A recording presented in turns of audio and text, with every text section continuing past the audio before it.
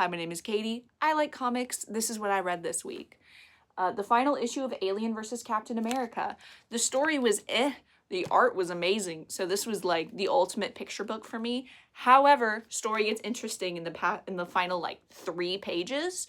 So hopefully the end question mark will lead to something else.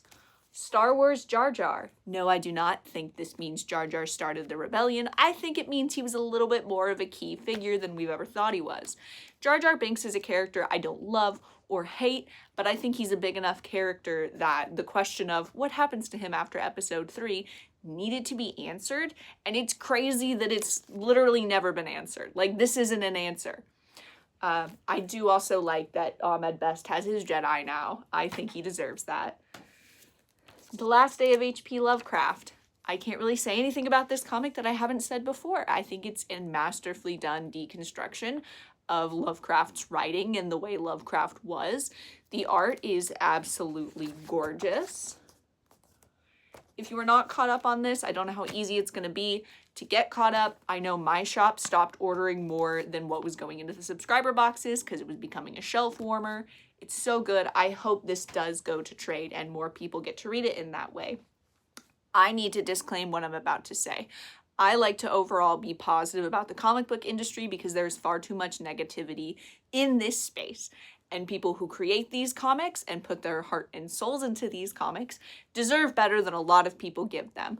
That being said, I couldn't get past the first couple of pages of Bleeding Hearts, which, if you know anything about me, I'm a huge Dennis Camp fan.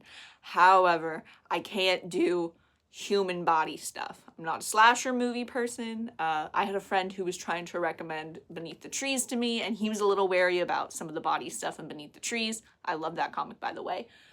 This, can't do it. I'm asking for it to be taken off my pull list, but objectively, this is a very well-crafted comic.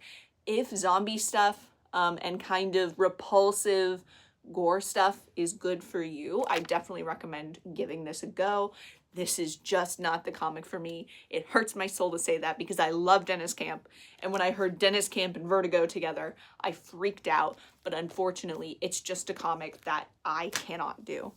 And if you were here this long, thank you so much. You're being sniffed. That was my cat. Look at the camera. Look at the, okay.